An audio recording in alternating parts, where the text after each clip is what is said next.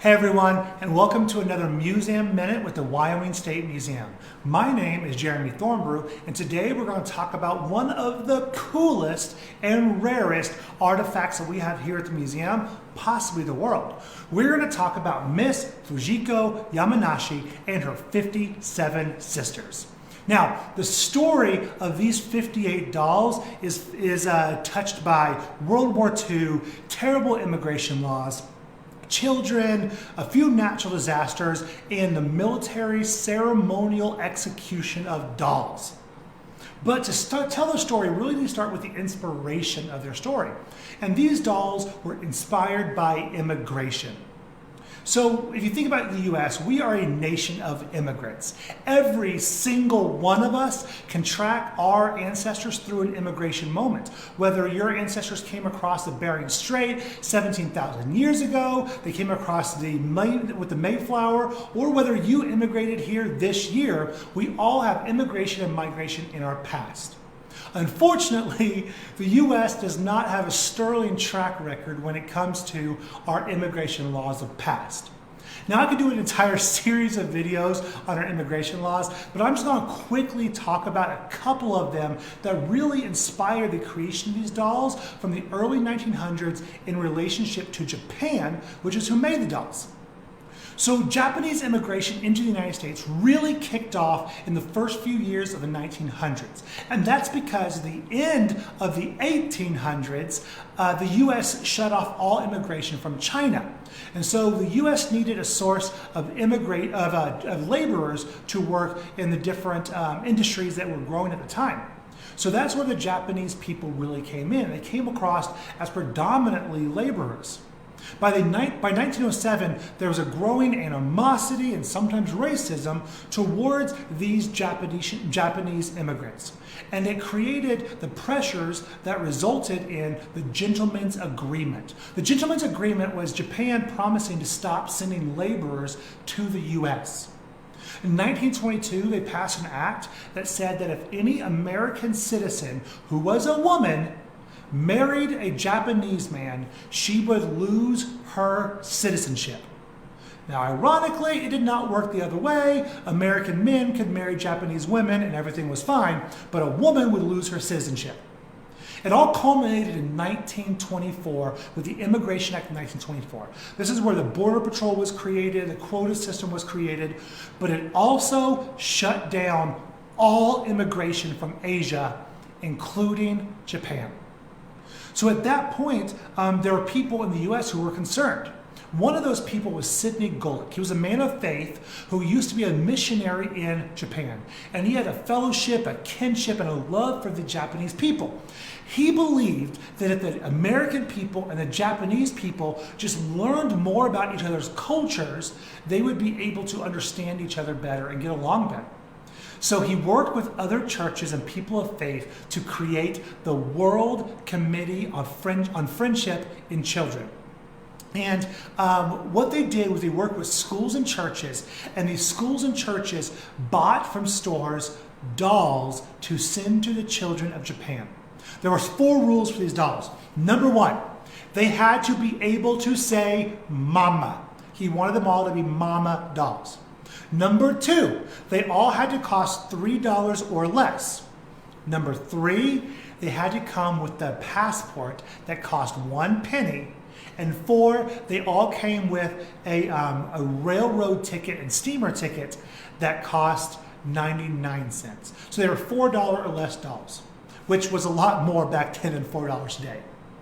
And what happened next was an outpouring of love from the American people to the Japanese children. They collected more than 12,700 dolls, and they sent them en masse to the Japanese people. And they showed up just before a giant doll celebration in Japan, because the doll culture is huge for the Japanese people. It's a big part of their culture. And so these dolls show up, and hundreds and sometimes thousands of people show up to receive them. The Japanese people love them. They go to schools all across the nation and became a huge part of basically doing their job and spreading American goodwill in Japan. Well, the Japanese people wanted to return the favor, but instead of going to the store and buying dolls, 2.6 million Japanese children sent in 1 sen, S-E-N, basically half of a US cent. And they sent in this money, and these 2.6 million school children funded the creation of 58 Japanese friendship dolls. Now, the dolls that we sent the US, they called blue-eyed dolls. They didn't all have blue eyes, but it's after a song that was popular when the dolls were sent there in 1927, which is when the blue-eyed dolls were sent to Japan. The friendship dolls were commissioned by the best doll makers in Japan. And they weren't just dolls, they were works of art with beautiful silk kimonos, functional tea sets, parasol, handmade furniture, and more. These dolls were absolutely one of a kind. Each one is unique. Each one represents a prefecture or region of Japan or a city in Japan. So Miss Fujiko Yamanashi, she represents the Yamanashi prefecture. Her first name, Fujiko, comes from Mount Fuji, which is in the Yamanashi prefecture. Her clothing are all important pieces of life in the Yamanashi prefecture. The colors correspond to different things in their prefecture, and the wisteria you see on her plant, on her kimono, are also very important and grow wild in the Yamanashi prefecture. The tea set you see here is a working tea set. It's absolutely phenomenal. So what you'll see here is this little basket. It is what the coal would be put in to heat up the tea. This right here is where the coal would be burned, and you put the kettle on top, and it boils the water and creates the tea. These little guys here are where the tea was stored. There is a tiny, tiny little tea scoop. And just so you know, I will be putting close-up photos of all of this on our Facebook. I know you can't see very well in the video. But there's a tiny little tea scoop that was used to scoop the tea out. And this little feather brush was used to brush the coal dust off of the stuff while you're having your tea ceremony to keep it all clean and beautiful. There's a whole porcelain tea set with more pieces in storage right now. We just have room on the table. There's all this furniture. There's a beautiful little handmade mirror there for her, and this silk parasol as well. They also came with this pastel pink passport, Goodwill passport it says. And I'll show you I'll put pictures of that on Facebook later so you can see close up. But these dolls were beautiful hand-carved masterpieces. So they were sent to the United States that same year in 1927. And the amazing thing is when they got to San Francisco, they went on a train ride through the United States from San Francisco all the way to New York. And along the way, they had 479 tea parties throughout the United States. Now, after that, they were sent to museums and libraries around the U.S. to inspire goodwill and love between the Japanese people and the American people. And that's what they did for years. They really helped each people get a glimpse into the other's cultures. Unfortunately, tensions between the U.S. government and the Japanese government continued to build. And 14 years after Ms. Yamanashi got to the United States, the U.S. and Japan were at war with World War II.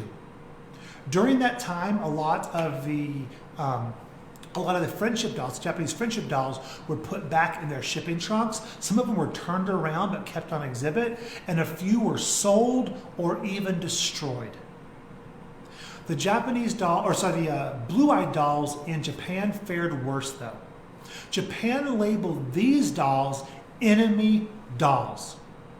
And because of that, they were either torn apart, they were burned, they were executed by the military in like doll executions, and some were even lost to the bombing runs of Japan.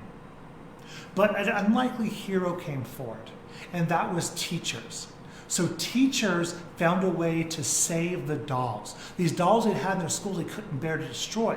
And they hid them in rafters in their homes, even though doing so was basically to risk being branded a traitor and executed. They saved the dolls. Now today, after World War II, we started finding dolls, and today we have 334 blue-eyed dolls that we know about across Japan. And these are once again in people's homes. They are not people's homes, in schools and in museums, so people can go learn about them. In the U.S., most of our dolls survived. Of our original 58 dolls, 47 of them we know where are. 11 are still missing. And these are in a mixture of museums, libraries, and some private collections for the ones that were sold off. Now, when you look at Miss Yamanashi, she is special for a variety of reasons. Number one, she is one of the only dolls who had a first name, Fujiko, once again named after Mount Fuji. Now, on top of that, she is one of the only dolls that still has her pink passport. This is very rare, and because it's made of paper, most of the museums and libraries have lost their passports or they were destroyed. Additionally, when Miss Yamanashi and the other dolls came to the U.S., they all came with these multiple letters from school children in Japan. Now, I mean, this letter is over 90 years old, and we're one of the only museums that still has all of our original letters from the Japanese citizens in our prefecture. So that's pretty amazing. The other thing that really sets Miss Yamanashi apart is her quality. She is in amazing shape. I mean, she is 93 years old, y'all. She looks good for her age. Some of the other dolls have been damaged through floods. One doll was destroyed in Hurricane Camille in '69. Now, she was remade in '88. But yeah, our doll is just in amazing shape. Now, she's been on display for 5 years, and as of today, she is going off exhibit. Now, the reason for that is because silk is one of the hardest things to actually keep safe and keep preserved. I'm going to show you inside this kimono to see the difference between what her kimono used to look like and what the outside looks like today. So you can see here the difference in color between what's been exposed to light in the museum for 5 years and what has been safe. So because of her silk kimono, she is going to come off exhibit. Some of these accessories will go on exhibit. Our hope, our fondest hope, is in the near future, we can create a new exhibit for Miss Yamanashi. They'll have all of her accessories and her out where people can see them, but also keep her safe and keep light at a minimum so she's not destroyed any further. Now, in her years since she's been here at the museum, 93 years, she's had a lot of fun things happen to her. Many thousands of people have come to see her. In the 90s, she actually took a trip back to Japan to the Yamanashi prefecture, and there was an entire celebration in the Yamanashi prefecture about her coming back. At that time, she went back to her original doll maker's family, Yoshitoku, which is a company that's still around today making dolls. But they were at one time the doll makers to the emperor, and that family was the doll making family that made her. When she went back, the grandchildren of the original doll maker gave her like a beauty parlor. They fixed her hair, they readjusted her clothes, they retied her kimono, and made her, basically ready for the next 90 years of her life. Now, she's still inspiring goodwill and friendship between the countries. Just 3 years ago, we had a 15-year-old from the Yamanashi prefecture reach out to the Wyoming State Museum and want to know more about her because she's doing a report for school. Over the years, she's had the ability to inspire countless Wyoming citizens and other visitors into our state about the goodwill between our two countries. I think she is one of the coolest and rarest artifacts in the world. I mean, if you think of Fabergé eggs, There are more Fabergé eggs in the world than there are Japanese friendship dolls. And she's right here in Wyoming. Well, y'all, that's all the time that we have for today for the amazing Japanese friendship dolls. Like I said, I'll post some photos on Facebook so you can see some more stuff. But I hope you learned something. I hope you had fun. And I'll be back probably tomorrow with another video. Enjoy the rest of your day and stay safe. Thanks.